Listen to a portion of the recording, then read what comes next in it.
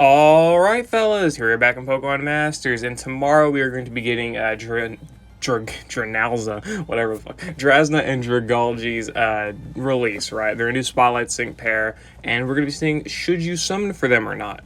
So, obviously they're a Spotlight Sync pair, so you probably should not summon, right? That's just, kind of common sense at this point, because they will be going into, the ticket pool next year. They'll be going into the general pool after their banner drops. You'll have a lot of chances to get them whenever you decide to spend gems, right?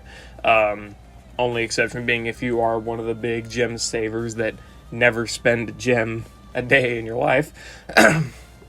But I digress, right?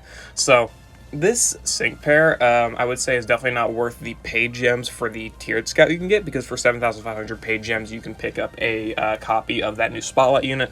Like Olympia, you can do that right now if you haven't, and whatnot, right? You can do that with any Spotlight sync pair that releases and Variety Scouts. I would not say Drasna is worth that 7.5k paid gems, mostly due to the fact that we have 9,000 paid gems worth of Select Scouts coming later in the month for seasonal units, and we have Pokefair Select Scouts very likely coming up for the anniversary itself. So we gotta, save the paid gems as much as we can, budget ourselves, right? Obviously, if you're like a Dolphin, small spender, whatever, and you spend gems to get characters, you're already going to be summoning for Drasna, right? That's just going to happen. But anyway, I digress. We're going to be saying, should you summon here? Yeah, don't. There you go. That's the end question. Boom. Roll credits. Anyway, let's look at her kit a little bit more in detail. I do think that Drasna is actually a really solid Spotlight sync pair, I would say. The big thing is that she's only really working super effectively for the most part, but I don't think that's too big of a problem, just due to the fact that she is a Spotlight character, and it's, it's not like essentially a free character, but it's a character that's not really limited, right? It's a character that's going to be going to the ticket pool eventually. It's a character that you're going to have every chance, you're going to be able to pick up potentially every time you summon after the 28th here, right? So you're going to have a lot of opportunities to pull this character in the future without having to wait for a rerun or even invest candies for dupes or anything like that, right? So, very strong character for her method of obtainability, in my opinion. So looking at her abilities here and whatnot, she is a Dragon Tech Sync pair with Dragalge, of course. She's got 4 theme skills, not 5, for whatever reason. She has, when it comes to her stats here, I actually want to look at her stats over here because it's level 140. Level 140 stats, 637 HP, 224 attack, does not matter, 157 defense, 212 special defense, really solid special defense, pretty okay, average, subpar, whatever you want to call it, defense. 414 special attack, that's really good, and 333 speed is not bad either. So pretty solid stats overall, pretty average HP and defense, pretty good special defense. So she's going to be tanking a bit better on the special side, and good offensive ability and decent gauge management here, right? In terms of the stats. And looking at her moves, she's got Draco Meteor, 149 base power at 3 out of 5, 136 at 1 out of 5. We'll just look at 1 out of 5. Lowers target the user special attack by 2. It's a 3-gauge move with 90% accuracy. But thankfully you mitigate this ability because of her passive skill, which has team special attack down immunity, which means the special attack cannot be lowered for her or her allies. Great, right? Being immune to these special attack debuffs, awesome, right? Especially because it's your whole team and not just you, so that's awesome. Sludge Bomb, 30% chance of leaving the target poisoned, 92 base power move, 3-gauge move as well. Definitely a lot less power than Draco Meteor, but still good if you're doing poison type on type damage for sure. And Toxic, 2-gauge move, but it badly poisons the target. So enemies will be taking more and more poison damage every time they do an action, every turn, whatever you want to call it, right? So a lot of poison damage. It can ramp up pretty quickly, right? So that's very, very good there. And her trainer move, which raises special attack by 4, crit by 2, and applies the super effective next effect to the user. As I said, actually I don't know if I said it, this unit's very focused on super effective damage. She's not super strong off type, but on type she is definitely a hard hitter, right? Which I think is fine for being a Spotlight unit, right? The method of obtainability is just fine, right? So having the super effective is actually really, really good for her, because that means one of these 2 moves, or her sync move, is going to be hitting really hard, right? And then the only thing she needs is like a +1 crit and +2 special attack to be topped off, and you're good. And her sync move here Infinite Smile, Dragon Pulse. Attack's power is increased when the target is poisoned or badly poisoned. So you can either fish for Sludge Bomb, 30% poison chances, or just, use Toxic. Really, that's what you should do, because the Toxic Poison's always great. The enemy will be taking that chip damage slowly. They'll be taking the slow chip damage, and it'll build up over time, right? Very, very good, especially because it may mitigate the enemy's gradual healing if you choose that parameter on Master Mode or something like that, right? And obviously going to be good at Legendary Gauntlet nonetheless. She's got Super Duper Effective 5 here. Powers up moves that are super effective. Really great ability here as well. Going to be doing good damage against any super effective stage. So any Dragon or Poison Master Mode stage. Latios. Who is anyone weak to Poison? The second phase of Bulu. It's definitely an easy Bulu clear for sure, because Bulu's already not really that strong. And of course, going to be taking super effective Sludge Bomb damage. So Bulu's going to get destroyed in that second bar for sure. Super Freebie 9, 100% chance of applying free moves next when the user's move is super effective. Meaning, if you are doing super effective damage, you essentially become a Gauge god. You do not use Gauge, you can be the slowest user imaginable, and it will not affect you pretty much in the least. Only time you will not be able to get this ability, assuming you're doing super effective damage, is if you misclick, or you have to use Toxic. Both of which, one of which is your fault. The other of which, it's not really a big problem, right? Toxic, having to use Toxic to get the multiplier for a sync move and get that chip damage, not really that big of a problem. It'll be fine. And then, of course, we mentioned a Team Special Attack 9 immunity. Great ability there, right? So, looking at a 1 out of 5 base kit here, the unit's going to be doing great super effective damage, especially with a 50% DPS multiplier to Sludge Bomb and Draco Meteor here, as well as having the innate tech multiplier here for Poison. I don't think Poison is in itself a great multiplier for a tech nuke, but of course having poison damage on the enemy is always going to be great, because the enemy is just going to be taking more and more damage each turn every time they decide to use an action. And poison is definitely very detrimental to sides in a lot of like Master Mode stages or Legendary Arena stages when they have side units, because the sides are definitely a lot more frail than the middle in every scenario, and if you can build up chip damage with Toxic on sides, assuming you're going like strength parameters and not HP or anything like that, then the enemy just takes like a massive chunk of health every time they use a move from Toxic damage, right? You can easily kill sides from Toxic, and it's amazing. Anyway, that's the 1 out of 5 kit there. Not really too bad there for super effective damage for sure, especially because Poison needs help. Dragon doesn't really need help, but of course, going to be a good Dragon type damage dealer, right? She doesn't have too many bad things going on for her, especially because, again, Toxic chip damage and this tech nuke here for sure. So there's that, and the 1 out of 5 grid here. She doesn't have much, just some power nodes and stuff, and antitoxin. 2 out of 5. We got Trainer Move, Hit, and Heal, so she's got to be able to apply gradual healing to herself.